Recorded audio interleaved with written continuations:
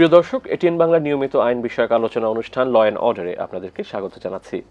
আপনাদের সাথে আছি ব্যারিস্টার এইচ.এম. সঞ্জিত সিদ্দিকী। আজকে আমরা ফৌজদারি মামলার দুটি গুরুত্বপূর্ণ বিষয় নিয়ে আলোচনা করব। বিশেষ করে ফৌজদারি মামলায় অভিযুক্ত কোনো ব্যক্তিকে পুলিশ কর্তৃক গ্রেফতার এবং তাকে শোন অ্যারেস্টের যে বিধান রয়েছে এই বিষয়গুলো নিয়ে আমরা আলোচনা করব। আলোচনার জন্য আমাদের সাথে স্টুডিওতে রয়েছেন বাংলাদেশ সুপ্রিম কোর্টের আইনজীবী, বাংলাদেশ হিউম্যান রাইটস সোসাইটির নির্বাহী পরিচালক এবং পাবলিক প্রসিকিউটর বিশেষ জজ আদালত ৩ ঢাকার জনাব মোহাম্মদ জামাল উদ্দিন খন্দকার।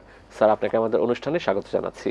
আপনাকে ধন্যবাদ। জি, আজকে আমরা বিশেষ করে আলোচনা করতে যাচ্ছি যে ফৌজদারি মামলায় একজন আসামিকে গ্রেফতার এবং তাকে বিদ্যমান কোনো মামলা যদি শোন অ্যারেস্টের করা হয়, শোন অ্যারেস্টের বিষয়ে যাওয়ার আগে আপনার কাছে জানতে চাচ্ছি যে ফৌজদারি মামলায় পুলিশ যে গ্রেফতার করে থাকে আসামিকে, সেটি আমাদের ফৌজদারি আইনে কোন বিধান বা কোন ধারা অনুযায়ী? ধন্যবাদ আবারও। সেটা হচ্ছে যে ফৌজদারি কার্যবিধিতে আপনার ১৬৭ ধারায় আপনি যে কাউকে পুলিশ গ্রেপ্তার করতে পারে এবং গ্রেপ্তার করে আমলযোগ্য অপরাধের জন্য গ্রেপ্তার করে এবং আদালতে রিমান্ডও চাইতে পারে। তো সেই ধারায় গ্রেপ্তার করে এবং রিমান্ডের প্রার্থনা আপনার ১৬৭ ধারার মধ্যেই বিদ্যমান আছে।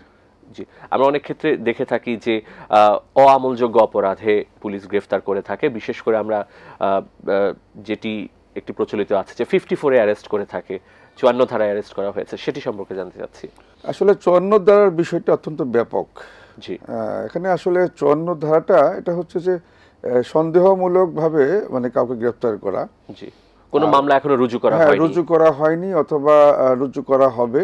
এখন তাকে সুনির্দিষ্ট অভিযোগ নাই, তারপরেও তাকে গ্রেপ্তার করতে হবে।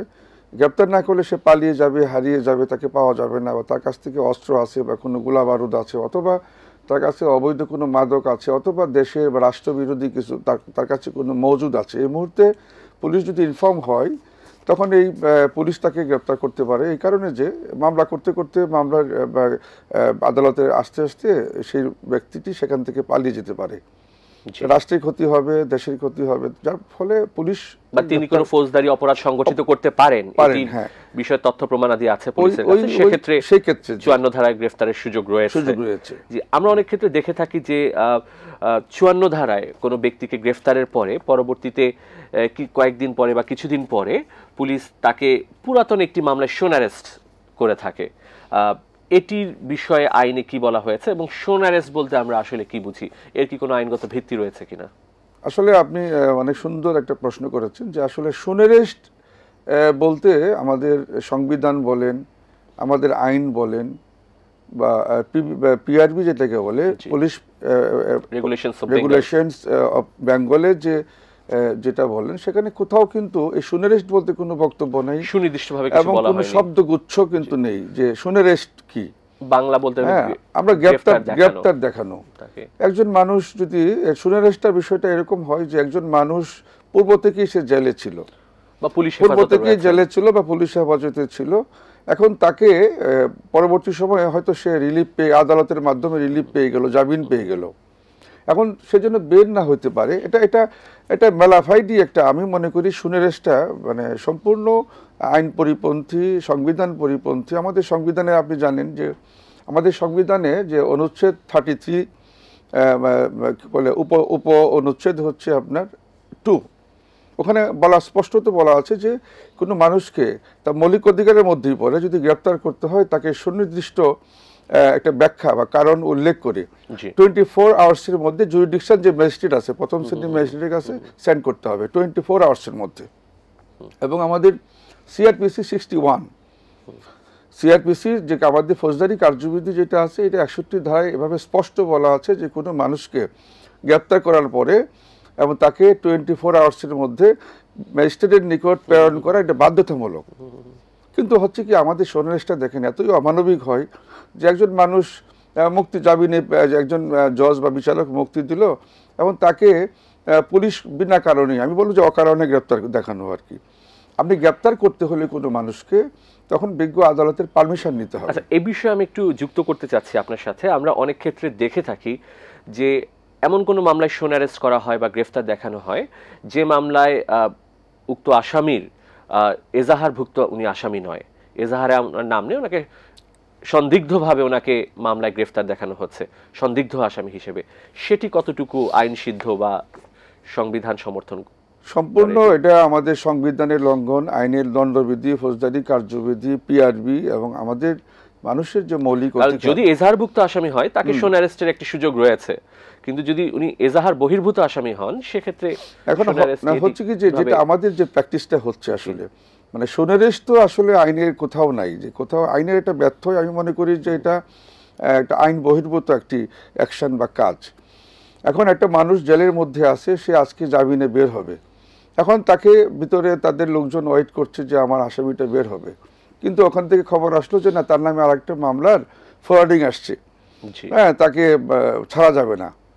তারপর তাকে এই 5-7 দিন পর্যন্ত আটকিয়ে রাখা হলো। এখানে কিন্তু আদালতের কোনো পারমিশন নেই, আদালতে এসে কোনো অনুমতি নিল না। তাহলে কি হলো যে একজন পুলিশ, একজন তদন্তকারী কর্মকর্তা, তার নির্দেশে বা তার এত পাওয়ার, উনি 5 দিন, বিজ্ঞ আদালত জামিন দেওয়ার পরেও সে 5 দিন 6 দিন 7 দিন পরে আদালতে এসে একটা পিটিশন নিয়ে আসে। নিয়মটা কি? নিয়ম হচ্ছে আসামি সহ পিটিশন নিয়ে আসবে। আসামি না আনতে পারলে উনি এটাতে শোন অ্যারেস্ট করবেন না। আদালত যখন শোন অ্যারেস্ট অ্যাকসেপ্ট করবে তখন সে আসামি হিসাবে গণ্য হবে। তা আসামি হওয়ার আগেই সে 5 দিন পর্যন্ত জেলে থাকলো। এই 5 দিন জেলে থাকলো কার আদেশে? এটা একটা মানুষের মৌলিক মানবাধিকার লঙ্ঘন, একটা মানুষ সুশাসনের অত্যন্ত অন্তরায়।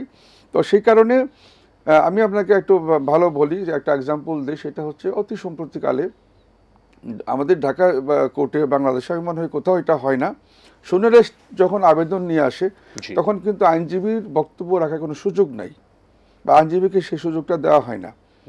কিন্তু একটি মামলা এরকম হয়েছে যে বিজ্ঞ আদালতের নোটিশে নেওয়া হয়েছে যে আমাদের কিছু বক্তব্য আছে। তো বিজ্ঞ আদালত বললেন শোন অ্যারেস্টের সময় তো কি বলবেন আপনি? তো আমি বললাম যে আপনি শুনলে বলবো, না হয় আপনার বিজ্ঞ আদালত বলে ঠিক আছে, তার আয়ুকে আগে শুনি, শোন অ্যারেস্টের বিষয়ে উনি আসছেন। তো বিজ্ঞ আদালত আয়ুকে শুনলেন, শোনার পরে বলে ঠিক আছে, যদিও শোনার বিধানে আপনি বলেন। তাহলে আমি বললাম যে এই আসামিরা তো আসে 5 দিন পরে জেল থেকে আসলো, সে একটি স্পেসিফিক মামলা, এজাহার নামীয় একটা মামলায় সে জামিন পেল, জামিন পাওয়ার পরে সে বের হতে পারলো না। সে যেদিন জামিন পেল পরের দিনই বেল বন্ড গেল, কিন্তু ওই পরের দিনই ওখান থেকে বলা হলো একটা মামলার ফরওয়ার্ডিং আছে। তারপর আজকে 5 দিন পরে আপনার আদালতে আসলো, আয়ু সাহেব এসে শোন অ্যারেস্টে আবেদন নিয়ে আসলো। এই আবেদন মঞ্জুর করার রাইট আপনার আছে, না মঞ্জুর করার রাইটও আপনার আছে। যে মামলায় আসামিকে শোন অ্যারেস্ট করতে এসছে সেই মামলাটা কতটুকু গ্রহণযোগ্য, আসামির বিরুদ্ধে কি সাফিসিয়েন্ট কোনো সাক্ষী আছে কিনা, ম্যাটেরিয়ালস আছে কিনা, তার ইনভলভমেন্ট আছে কিনা, এই বিষয়গুলি বিগত দেখার দায়িত্ব আছে। সবচেয়ে বড় কথা হচ্ছে যে এই যে 5 দিন সে জেলে ছিল, এই 5 দিনের হিসাব কে দিবে? এটা কি আপনার আদেশে ছিল? না, এক্ষেত্রে উচ্চ আদালতের একটি সিদ্ধান্ত রয়েছে ব্লাস্টের মামলায়, যে একজন আসামিকে যদি এজাহার বহির্ভূত হয়ে থাকেন সেক্ষেত্রে এই মামলায় শোন অ্যারেস্টের ক্ষেত্রে যে কনসার্ন ম্যাজিস্ট্রেট কোর্ট তার কিছু দায় দায়িত্ব রয়েছে। এই বিষয়টি সম্পর্কে জানতে চাই। এটা আমাদের প্রচলিত আমাদের যে কোর্টগুলি আছে, ঢাকা জজ কোর্টই বলেন, মফস্বল কোর্টগুলি, এগুলিতে ইমপ্লিমেন্টেশন হচ্ছে না।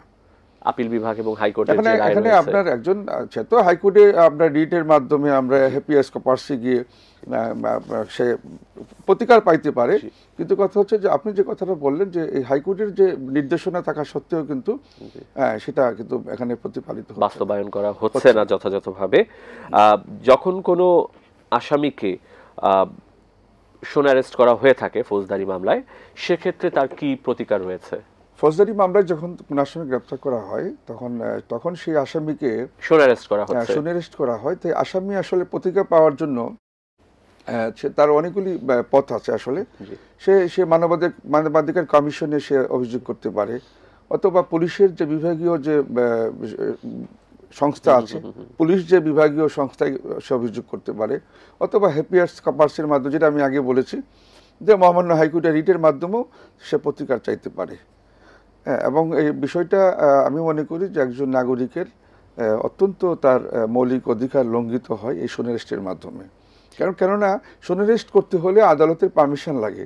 উইদাউট হ্যাভিং এ পারমিশন একজন আসামি 5 দিন পরে 5 দিন 7 দিন পুলিশেই রেখে দিল জেলের মধ্যে, জামিন পাওয়ার পরে একজন বিচারক তো জামিন দিল, তাহলে পাওয়ার কার বেশি মানে একজন বিচারকের পাওয়ার এক্সারসাইজ হলো না? আমরা আপনার আলোচনা থেকে জানতে পারছি যে একজন আসামিকে বা অভিযুক্ত ব্যক্তিকে জামিন প্রদানের পরও তিনি যাতে বের না হতে পারেন বা তিনি যাতে মুক্ত হতে না পারেন, এখানে মালাফাইডি একটা আইন শৃঙ্খলা বাহিনী একটি অন্য ভিন্ন কোনো উদ্দেশ্য নিয়ে তাকে কারাগারে অন্তরীণ রাখার উদ্দেশ্য নিয়ে একটি শোন অ্যারেস্টের প্রেয়ার নিয়ে আসছে, যেটির কোনো আইনগত কোনো ভিত্তি নেই, এটা আসতে পারতো। অসাংবিধানিক। এটা কিন্তু শুনেন, এটা আসতে কোনো বাধা নেই। একটা মানুষের বিরুদ্ধে যদি সুনির্দিষ্ট অভিযোগ থাকে, জি, যদি এরকম সাফিসিয়েন্ট তার কাছে কিছু ম্যাটেরিয়ালস আছে বা এরকম কোনো গ্রহণযোগ্যতা আছে, কোনো মামলার উপাদান আছে বা তার সুনির্দিষ্ট তার নাম আছে, কেন তাকে দ্রুত যখন তাকে প্রথম মামলায় গ্রেফতার করানো হলো তখনই কেন তাকে সাথে সাথে শোন অ্যারেস্ট করা হলো না?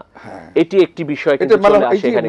কারণ আমরা সাধারণত দেখে থাকি যে যখন একটি পূর্বের মামলায় জামিনের পরে গিয়ে পুলিশ দ্রুত ব্যবস্থা নেয় তাকে শোন অ্যারেস্ট করার জন্য, এমন এটিও হয়ে থাকে যে একজন ব্যক্তির বিরুদ্ধে একাধিক মামলা রয়েছে কিন্তু পুলিশ শোন অ্যারেস্ট করার কোনো ব্যবস্থা নিচ্ছে না, যেটি তার মুক্তি হওয়ার পথে বিলম্বিত করছে। এই বিষয়টি নিয়ে জানতে চাচ্ছি। আসলে তো আমাদের এই দেশে, আমাদের দীর্ঘ 16 বছর আমাদের এই দেশে আসলে সুশাসন ছিল না। আইনের যে কি বলে কাঠামো, এই আইনকে ব্যবহার করে হাতিয়ার হিসাবে ব্যবহার হয়েছে এবং এই দেশের এই ফেসিস্ট কায়েম হয়েছে। হ্যাঁ, এখানে সব জায়গায় যে আসলে মানবাধিকার বলতে, গণতন্ত্র বলতে, আইনের শাসন, সুশাসন কিছুই ছিল না। তো এইভাবেই মানে আমাদের দেশের মধ্যে এই যে একটা শোন অ্যারেস্টের যে প্রচলন, আমার মনে হয় যে আগেও ছিল, এত মানে ব্যাপক আকারে ছিল না। এই যে আপনি যারা অনেক বেশি মামলা আছে এদের বিরুদ্ধে আপনি এটা বলছেন যে অনেক মামলা থাকা সত্ত্বেও এদের শোন অ্যারেস্ট দেখানো হয় না, অথচ একটা নতুন মামলায় একজন জামিন পেল তাকে শোন অ্যারেস্ট দেখানো হলো। এটা হচ্ছে আসলে একটা ভিন্ন মতের দলের মানুষকে মানে দমন করার জন্য এটা একটা, আমি মনে করি এটা মানে তার মানবাধিকার লঙ্ঘন। আপনি মামলা হতে পারে 10টাও দিতে পারেন, সমস্যা নেই, যদি সুনির্দিষ্ট অভিযোগ থাকে অবশ্যই, সে মামলা সাক্ষী প্রমাণ থাকে, অবশ্যই সে মামলা আসামি হবে এবং শোন অ্যারেস্ট করতে হলে আদালতের পারমিশন নিয়ে তারপর তাকে শোন অ্যারেস্ট করতে হবে। আপনি আদালতের অনুমতি ছাড়া, পাবলিক প্রসিকিউটর হিসেবে আছেন বিশেষ আদালত 3-এর, যখন কোনো অভিযুক্ত ব্যক্তি ইতিমধ্যে একটি মামলায় গ্রেফতার করে কারাগারে রয়েছেন এবং তার বিরুদ্ধে একাধিক মামলা রয়েছে, বাকি যে মামলাগুলো রয়েছে তার বিরুদ্ধে, সেই মামলাগুলোতে পুলিশ তাকে গ্রেফতার দেখানোর কোনো ব্যবস্থা নিচ্ছে না বা শোন অ্যারেস্ট করছে না, সেক্ষেত্রে যিনি অভিযুক্ত ব্যক্তি তার কি করণীয় রয়েছে?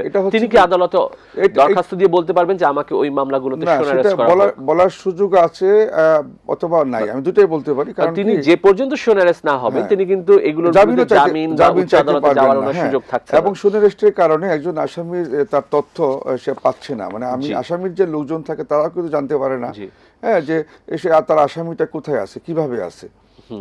আমার আত্মীয় মনে করেন যে সে তাকে অনিশ্চয়তার মধ্যে এবং তাকে সে শোন অ্যারেস্ট করে, তাকে ভয়ভীতি করে, তাকে জোর জবরদস্তি করে তার কাছ থেকে তার এই স্বীকারোক্তি তার কাছ থেকে লিখে নিচ্ছে, মানে এগুলি যে মানে কিছু মালামাল উদ্ধার দেখানো হচ্ছে, এগুলি এক্সট্রা জুডিশিয়াল কাজ।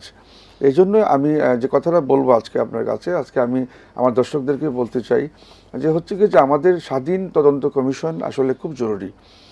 আমাদের যদি স্বাধীন তদন্ত কমিশন থাকতো তাহলে কিন্তু এই বিষয়গুলি এইভাবে হতো না। আমরা বোধহয় একটু স্বচ্ছতা দিই, যেমন আজকাল দুর্নীতি দমন কমিশন, নির্বাচন কমিশন, তথ্য কমিশন, কর্ম কমিশন, জুডিশিয়ারি বিচার বিভাগীয় কমিশন, তাই না, বিভিন্ন সংস্কার কমিশন হচ্ছে। এই যে আমাদের তদন্তগুলি যদি আসলে ম্যাক্সিমাম হয় কি আইনের শাসন লঙ্ঘিত হয়, যে পেশাদার পুলিশি যে আচরণ যদি পেশাদারিত্ব না হয়, এতে হয় কি যে একটু মানুষ যদি বিনা অপরাধে জেলে থাকে, বিনা অপরাধে কাস্টডিতে থাকে দীর্ঘদিন, এতে হয় কি তার প্রতি অসন্তোষ বা তাকে যদি গ্রেফতার না দেখানো হয় যার ফলে তার সে তো আইনি না, সে তো আমাকে আপনি শোন অ্যারেস্ট করলেন, শোন অ্যারেস্ট করার পরে যে 5টা মামলায় শোন অ্যারেস্ট করলেন, আমি কিন্তু বিজ্ঞ আদালতে আপনি যতক্ষণ পর্যন্ত আদালত এটাকে গ্রহণ না করলো ততক্ষণ পর্যন্ত আমি জামিনও চাইতে পারবো না। একটা মানুষ বিনা বিচারে, তো মহামান্য হাইকোর্ট কি করে? মহামান্য হাইকোর্টের যখন আপনি রিড করেন তখন হাইকোর্ট কিন্তু জানতে চায় যে আসামিটা কোথায় আছে এবং কেন তাকে গ্রেপ্তার করা হলো, শোকজ করে যে কেন তাকে গ্রেপ্তার করা হলো, এটা রুল উনি দিয়ে দেন। তা আসলে একজন আসামির রাইট আছে জানার যে তাকে কোন অপরাধে গ্রেপ্তার করা হলো, এবং একজন আসামির রাইট আছে তার জামিন পাওয়ার একটা এখতিয়ার বা হক আছে, সে হকদার, সে একটা মামলা হবে, আমি কোর্টে গিয়ে জামিন চাইবো। কিন্তু সুনিরেস্টে এমনই দুর্ভাগ্য আমাদের যে আমরা সুনিরেস্ট করার ফলে আমরা আদালত থেকে জামিন চাইতে পারছি যতক্ষণ না পর্যন্ত সেই ফরওয়ার্ডিং নিয়ে সে আইও কোর্টে আসে এবং কোর্টে আসার পর আদালত এটাকে অ্যাকসেপ্ট করে। কিন্তু আমরা সম্প্রতিকালে দেখেছি যে একটা মামলায়, আমার মনে হয় দীর্ঘ 200 বছর বা ইতিহাসে এরকম বিরল, যে বিজ্ঞ ম্যাজিস্ট্রেট শুনানি অন্তে উনি সুনিরেস্টের আবেদন নামঞ্জুর করেছে। এটা আমাদের এই যে পজিটিভ একটা বিষয়, আমি আপনাকে বলি ইতিবাচক একটা বিষয়, যে এখন আস্তে আস্তে এই বর্তমানে যে আইনের শাসন চলছে এখানে, এটা কিন্তু আগে কখনোই ছিল না। আগে অতি সম্প্রতিতে একটি মামলায় এরকম সুনিরেস্ট নামঞ্জুর হয়েছে। এই যে প্র্যাকটিস, এই প্র্যাকটিসটা বন্ধ করার জন্য আইন শৃঙ্খলা বাহিনীকে কিভাবে সংস্কার করা যেতে পারে বা তাদেরকে আরো বেশি জবাবদিহিতার আওতায় কিভাবে আনা সম্ভব? যে পুলিশের যে কার্যক্রম আছে, সেই পুলিশের কার্যক্রমে স্বচ্ছতা আনতে হবে। আর স্বচ্ছতা মনিটরিং করার জন্য, স্বচ্ছতা তাদের ইনভেস্টিগেশন সঠিকভাবে হচ্ছে কিনা এটা মনিটরিং করার জন্য এখানে একটা সেল করতে হবে, তারা কিভাবে এগুলি করছে। আমি আগেই বলছি স্বাধীন তদন্ত কমিশন, যেমন আজকে এই তদন্তগুলি বিভিন্ন ডিবি করে তদন্ত করে, পিবিআই করে, বিভিন্ন সংস্থাকে আমরা করে দিয়েছি। আবার দুর্নীতি দমন কমিশনের তদন্ত দুর্নীতি দমন কমিশন নিজেই করতেছে না, এগুলো সমস্ত তদন্তগুলি আপনি দুর্নীতি দমন কমিশন যদি তদন্ত দুর্নীতি দমন কমিশনের লোকেরাই করে তাহলে আর দুর্নীতি হওয়ার সুযোগ থাকে। এটা যদি ওখান থেকে বের করে নিয়ে আসেন, নিয়ে এসে একটা স্বাধীন, একটা ইন্ডিপেন্ডেন্ট একটা তদন্ত কমিশন আপনারা করতে পারেন, তাহলে সেই কমিশনের মাধ্যমে, যেখানে সেই কমিশনে যেমন আপনার একজন সিনিয়র জাজ থাকতে পারে, একজন আইজিপি থাকতে পারেন এবং একজন সচিব পর্যায়ের কেউ থাকতে পারে, ইন সার্ভিস, মানে রিটায়ার্ড না, রিটায়ার্ড কথা মানুষ অনেকে শুনতে চান না, ইন সার্ভিসে থাকবেন এবং এই তিনজন মধ্যে একজন চেয়ারম্যান থাকবেন। ওনাদের সমস্ত অ্যাক্টিভিটিকে ওনার কার্যক্রমকে আবার মাননীয় জাস্টিস যিনি ইন সার্ভিস বর্তমানে যিনি আছেন উনি এটাকে, ওনার কাছে অ্যাকাউন্টেবিলিটি, যেটা জবাবদিহিতা থাকতে হবে। তাহলেই মনে হয় যে এই তদন্ত কমিশন এত তদন্ত না করে একটা জায়গায় যদি আসে, আমার মনে হয় মানুষ সুফল পাবে। এবং আরেকটা বিষয় হচ্ছে যে এখন আপনি যে প্রশ্নটা করলেন উত্তরে আমি এ কথাটাই বলতে চাই যে এখানে ক্যামেরা, আপনার বডি ক্যামেরা থাকতে হবে। একটা মানুষকে আমি তাকে জিজ্ঞাসাবাদ করতে চাই, বডি ক্যামেরা থাকবে, আবার ডিজিটাল রেকর্ডিংয়ের ব্যবস্থা করতে হবে এবং একজন মানুষ তার জন্য মানবাধিকার লঙ্ঘন না হয় সেদিকে কিন্তু যে পেশাদারিত্ব যে আচরণ, সেই আচরণ করার জন্য নাগরিকদেরকে এখানে সন্নিবেশিত করতে হবে।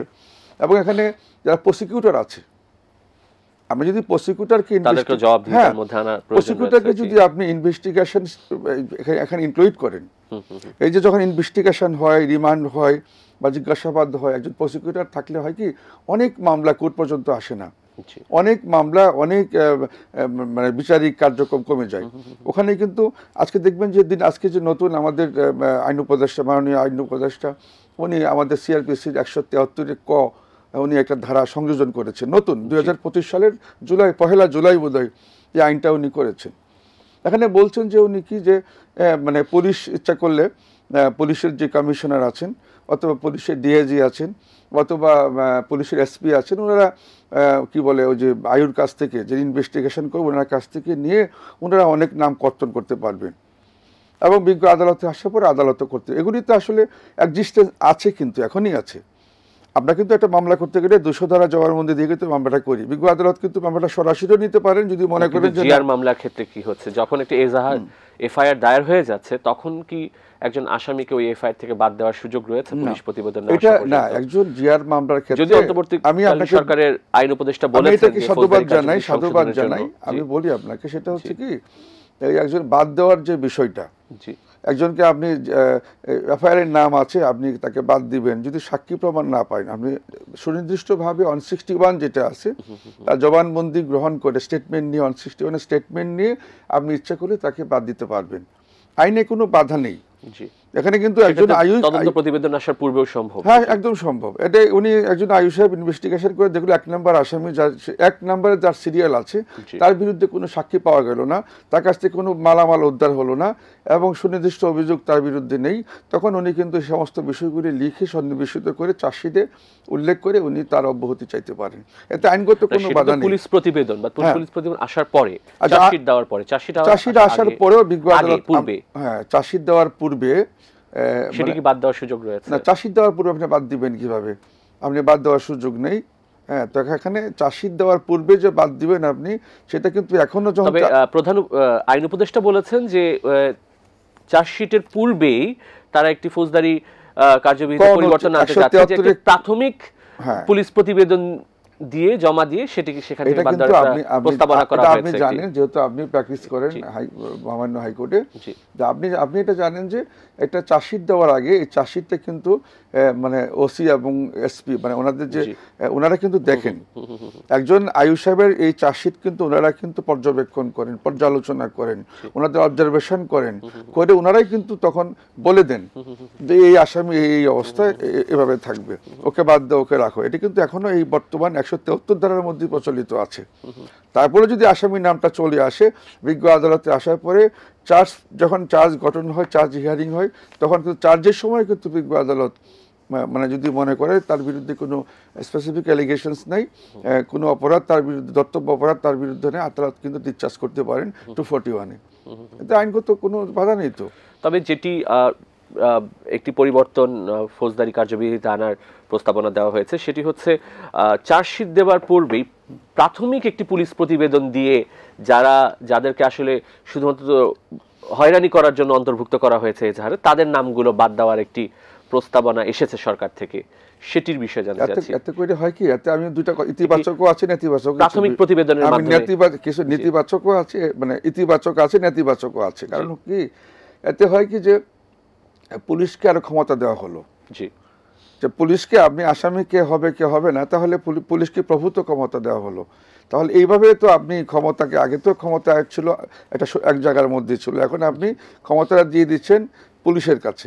মানে পুলিশ আসামি কি হবে না হবে, কাকে বাদ দিবে, কাকে রাখবে, এটা পুলিশের আসলে নির্ধারণ করার বিষয় না। এটা হচ্ছে আদালত তদন্ত হওয়া সাপেক্ষে, তদন্ত হওয়ার পরেও আসলে পুলিশ তো আমাদেরই, আসলে ব্রিটিশরাই তো পুলিশদেরকে বিশ্বাস করতো না।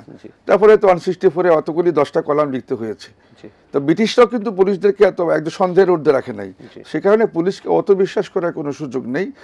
অনেক ভালো কাজ হচ্ছে, পুলিশের মধ্যে অনেক ভালো কাজ করছে, কিন্তু সেই কারণে আমার প্রস্তাবনা হচ্ছে যে আসলে এভাবে সম্ভব না। স্বাধীন যে এটা ইনভেস্টিগেশন, এটা ইন্ডিপেন্ডেন্ট ইনভেস্টিগেশন কমিশন করলে, সেই কমিশনের যত তদন্ত আছে সেই কমিশনের মাধ্যমে যদি হয়, তাহলে মানুষ হয়রানি থেকে মুক্তি পাবে এবং আমি মনে করি সুশাসন প্রতিষ্ঠা পাবে। স্যার, আপনাকে অনেক ধন্যবাদ স্টুডিওতে এসে আমাদেরকে সময় দেওয়ার জন্য। আপনাকে ধন্যবাদ, এটিএন বাংলাকে ধন্যবাদ, এবং যারা দেখছেন এটিএন দর্শকদেরকে অনেক ধন্যবাদ। প্রিয় দর্শক, আমরা অনুষ্ঠানের শেষ পর্যায়ে চলে এসেছি। আপনাদের মূল্যবান মতামত বা পরামর্শ আমাদের কাছে চিঠি লিখে জানাতে পারেন এই ঠিকানায়।